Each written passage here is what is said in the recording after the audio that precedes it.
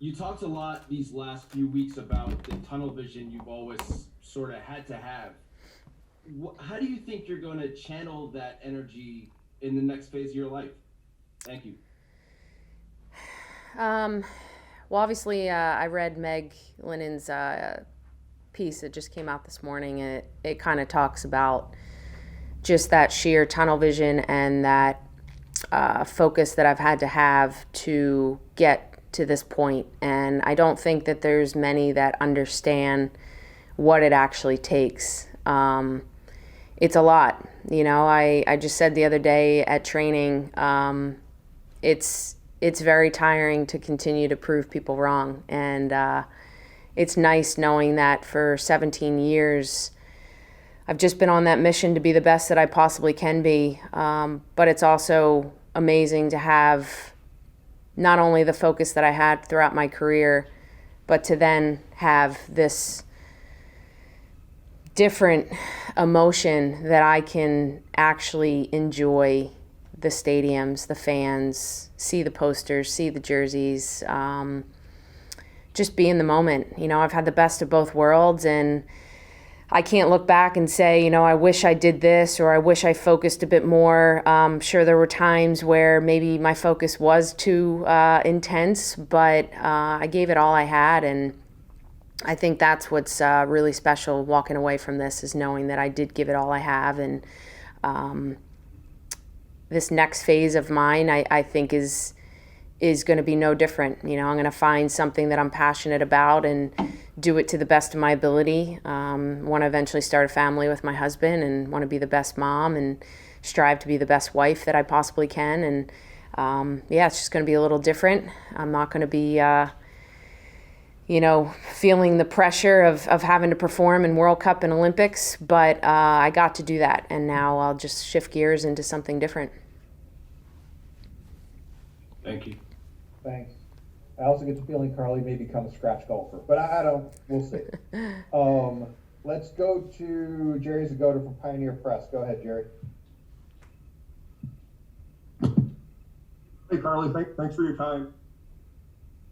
You've said you've tried to play every game these last 17 years like it's your last. How do you think you'll be tomorrow night when it actually is?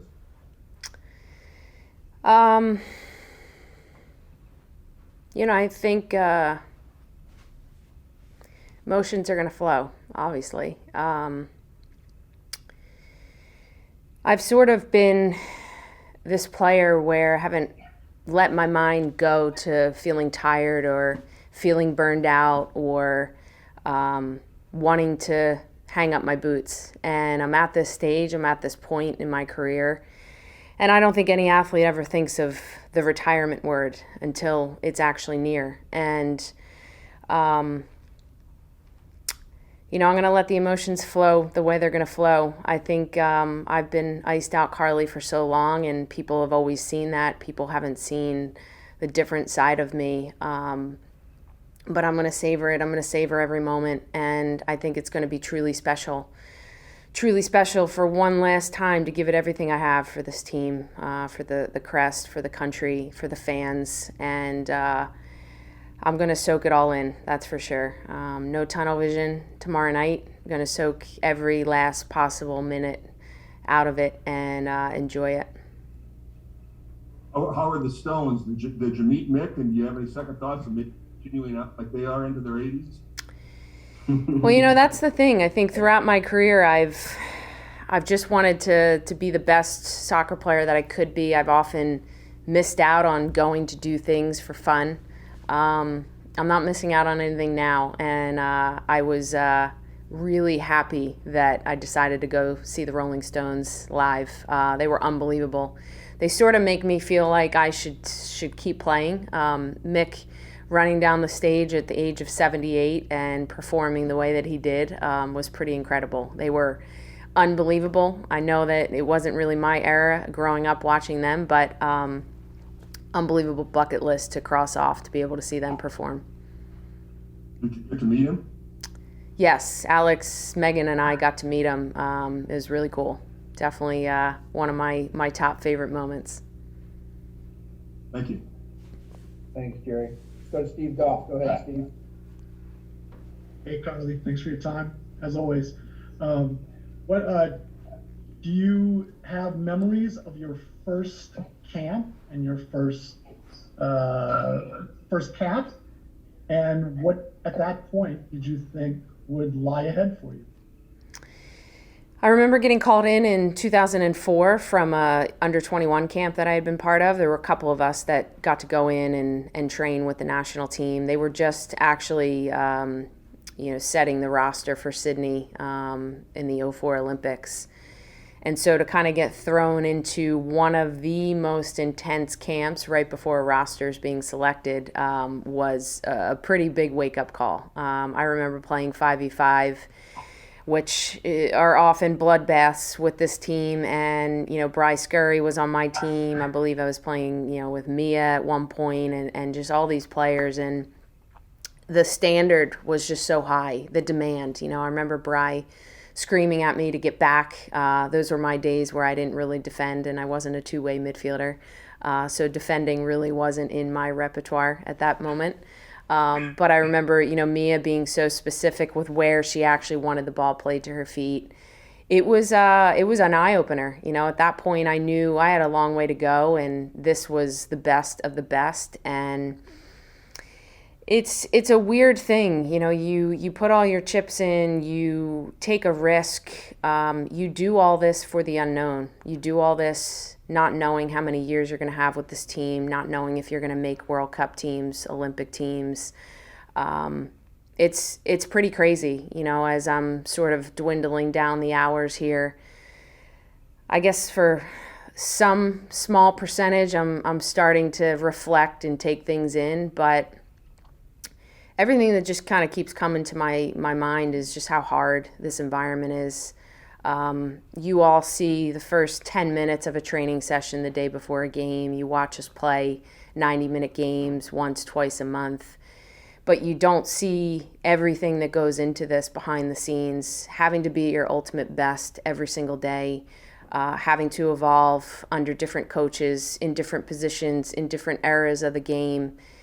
It is so, so hard to be here. And we all have had different journeys, different stories, but I think what makes people great on this team, what makes great athletes great in their respective sports is how hard their journey is. And you have to really just embrace it and be able to persevere through anything that's thrown your way. So yeah, it's crazy. Growing up watching the '99 World Cup team, having posters signed by them at a Jefferson Cup tournament, and now retiring just like those that came before me did. And it's pretty surreal. Great. Thanks, Carly. Congratulations. Thanks. Thanks, Steve. Let's go to Steph Yang. Where are you, Steph? I lost you. All right, go ahead. Thanks, Aaron. Carly, I was talking to Yael Averbush a few days ago and joking with her that, do you think Carly's gonna poke her head in preseason next year and be like, I know I'm retired, but can I train with you guys here? And she laughed about it, but there is, something where a lot of athletes talk about that period afterwards immediately is a tough adjustment. For you, do you think there's any truth to that where you might be like, I've got the itch, maybe I'll head over and just see what's going on, bop around, touch a ball, maybe? Or do you think you really are going to find something and, as you said, pour your focus into that instead? Yeah, I think it's a transition that I'm about to find out. I've spoken to, a number of different players, Heather Mitz, Hope, Heather O'Reilly, Allie Wagner, on sort of the transition, and there is life after soccer.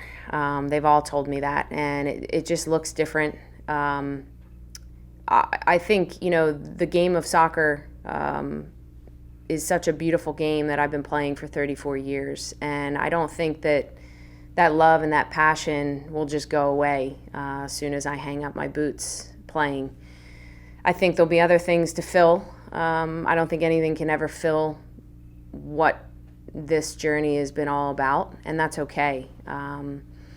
And so I don't know that I'll be checking in at preseason, getting my boots on necessarily, but I can't leave the game, altogether.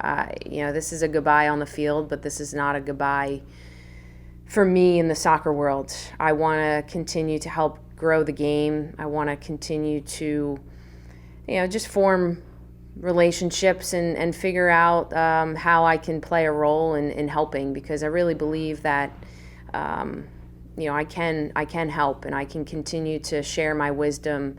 I really enjoy the people side of things. I enjoy sort of talking to people about what it takes to get here and how hard it is, and what you have to sacrifice and what you have to do. And I don't know what that role will be, but I'd love to stay involved. I think what's really special is sort of this last hurrah with Gotham FC. Yael and Scott and the coaching staff, and just all of the staff that we have in place now is on the right track. And so I'm really excited about that. I wish that all of this came maybe a year or two prior, or I had another year or two left to play. But yeah, I want to try to help in any way I can, and I don't know what that will be, but we'll have to wait and see. Maybe the team could come help with that deer on your lawn issue. That would be great. I'm just gonna guess, but she'll probably be MVP of the Rutgers alumni game. I don't know. That's just my guess. Let's go to Jonathan Tannenwald. Go ahead. Thanks, Aaron, and thanks as always, Carli, for the time. Your teammates have been offering a lot of tributes over the last few days. Some I know in person, some on these Zoom calls that we've been on. And Becky Sauerbund said, she's shown up in some of the biggest games that women's soccer has to offer, and we go long in those tournaments. And a big reason is because we have players like Carli Lloyd. And when you hear something like that from somebody you played with for a long time, won a lot of trophies with over the years, what does it mean to you? It's special. I know that I've probably been misunderstood throughout the years by teammates, coaches, fans, and just about everybody. But I've just tried to give my most authentic self, truthful, honest, raw. I've given everything I have to this team day in and day out, every time. Every email I get notifying me that I'm getting invited into the next camp has always been the same feeling I've gotten even up until this last camp where I knew I was coming in, but that feeling has just never gone away with me. It is an honor, it is a privilege, it is just an amazing feeling to be part of this team. And I couldn't have done this without all of the teammates, former teammates, current teammates. This is a team sport. This takes 11 players on the field. It takes players on the bench. It takes players coming in for a camp or two. Everyone has pushed me.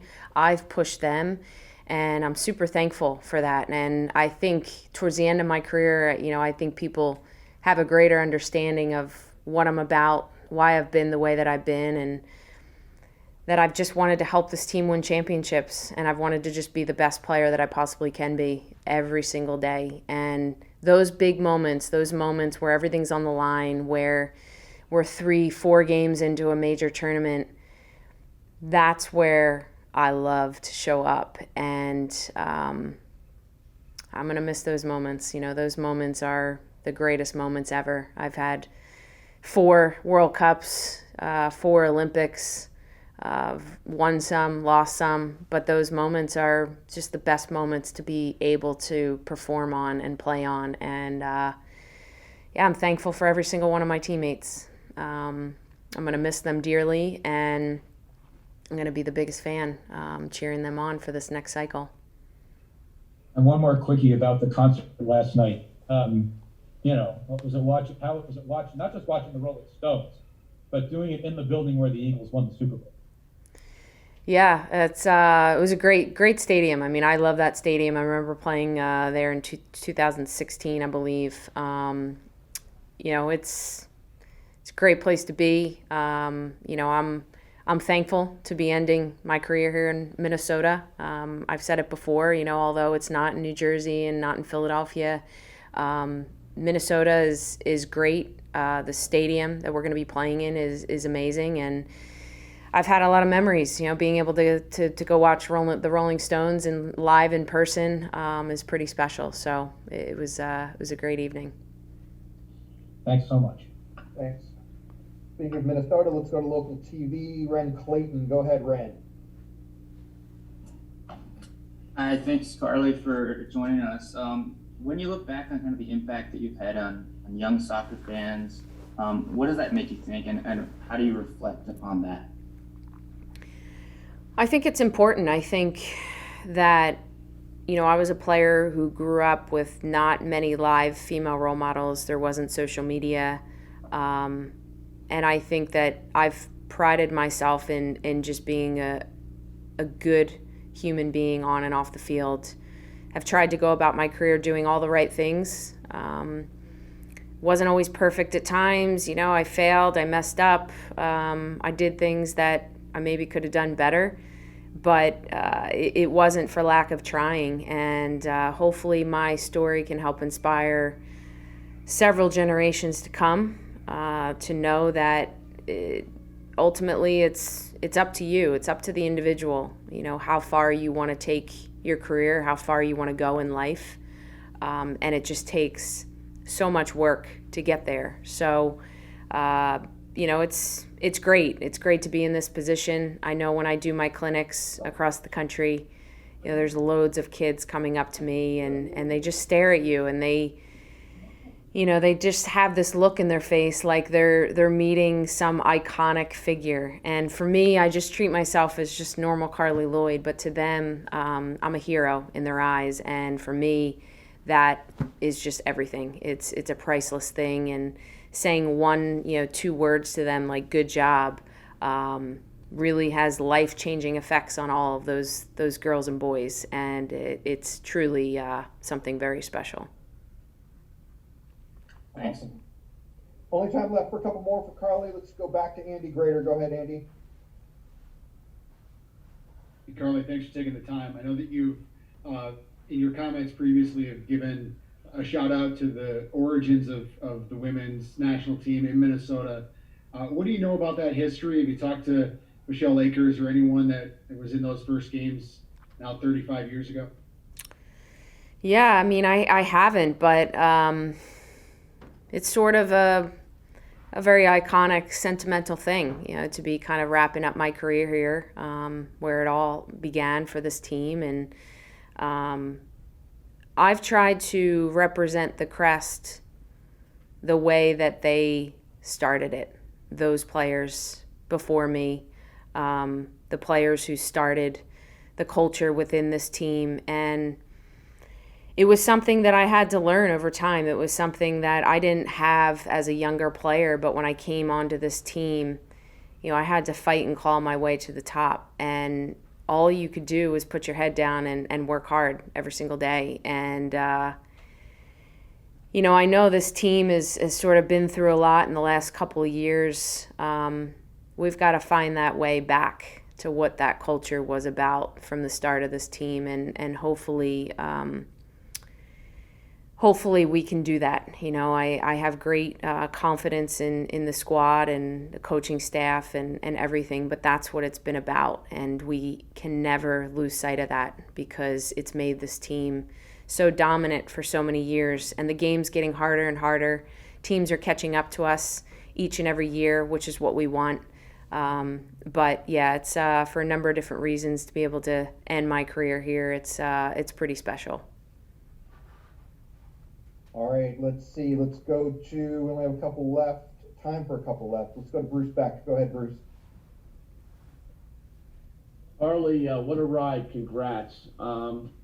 During these last few days, these last few weeks, these last few hours, have you had a chance to think about the journey in terms of who's impacted your success along the way?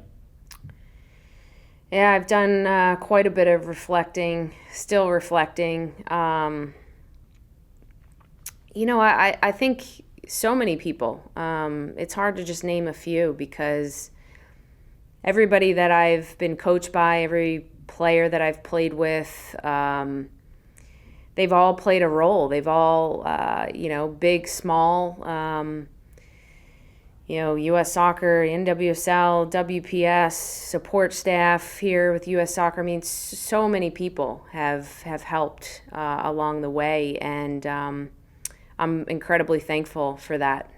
I think that if there's one person in my life who was pretty close to living this life that I've lived, is my husband, Brian. I've had a lot of reflection, I guess, about that, because there's just a sheer amount of things that you give up on a daily basis. 17 years of time that we could have probably spent a lot more together.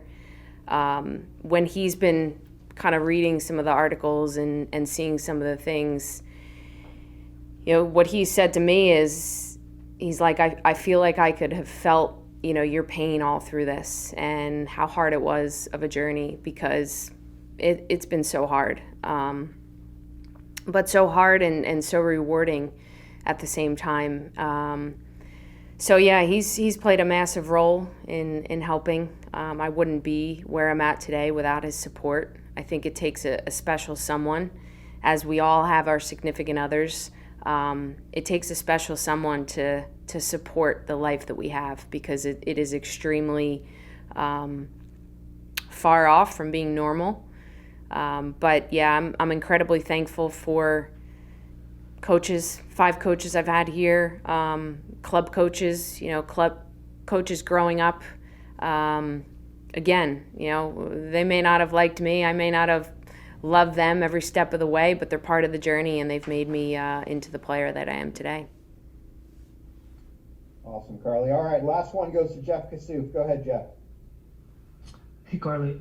Wondering what the maybe friend and family contingent looks like for tomorrow for you, and you're just talking about your husband there. Of if you've thought about what the moment might mean to have some of those folks, whoever they might be, in attendance. Given what you've talked about, they've maybe missed some games or major events at times, and to have that now, what you think that might be like for you.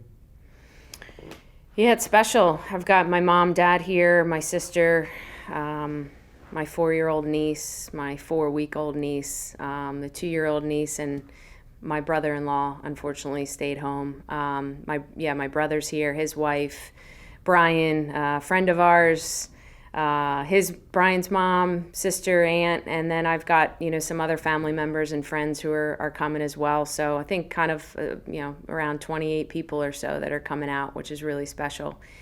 Over the course of my career, I've obviously, haven't had my family in my life for a majority of that, and we've missed out on so many things together as a family, and it's been, hard.